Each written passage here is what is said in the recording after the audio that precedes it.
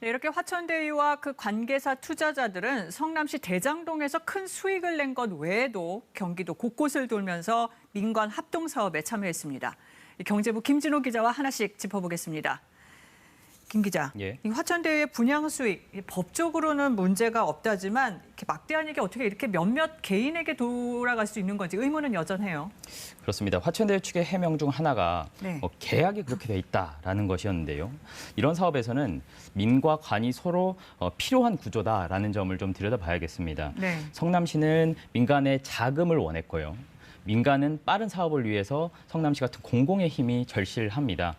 좋게 보면은 서로 윈윈하는 사업인데 달리 보면 이런 빈틈을 보고 민간이 자신들에게 좀 유리한 사업 구조를 만든 것은 아닌가 이런 의문이 듭니다. 지금 김 기자가 빈틈이라고 했는데 구체적으로 예. 어떤 점들이 그렇습니까? 먼저 왜 초과이익 상한선을 두지 않았느냐라는 점입니다. 네. 성남시 입장에서는 뭐 예상치 못한 수입까지 감안할 수 있었겠느냐 이런 뭐 반론은 가능하겠습니다만은 그래도 안전 장치가 마련돼 있었다면 어땠을까 하는 아쉬움이 남습니다. 네.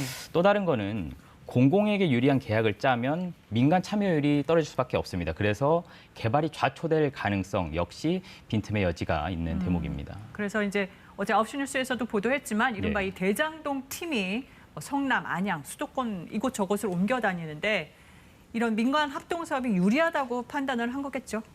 그렇게 보입니다. 어제 보도 내용은 이제 화천대유의 관계사인 천화동인 4호가 이름만 바꿔가지고 박달 스마트밸리의 사업 참여를 시도했다라는 점이었는데요. 네. 2013년에 위르 신도시 개발, 또 2015년에 성남 대장동 개발에 이어서 안양 세 번째입니다. 네. 모두 민간 합동 사업인데요.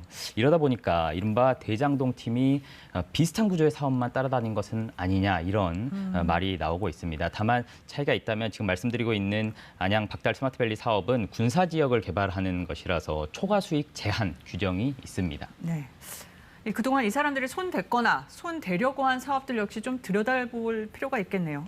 그렇습니다. 일단 핵심은 대장동 사업이 화천대유 측 주장대로 정말로 고위험의 고수익 구조였느냐 이 점일 것입니다. 네. 토지 수용이나 인허가에 대해서 뭐 지분을 절반 넘게 가진 성남시가 그것을 적극적으로 이렇게 챙기는데 과연 이것을 위험이 있었겠느냐 이런 점입니다. 또 남판교라고도 이 대장동을 부르는데 미분양 위험이 과연 있었냐 거의 없었을 것이라는 지적도 있거든요. 네. 결국 성남시 그리고 화천대유 측이 맺은 주주 협약서 또 사업 계약서를 봐야 이런 의문이 풀릴 것으로 보입니다.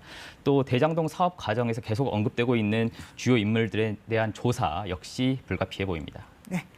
김진호 기자 잘 들었습니다. 네.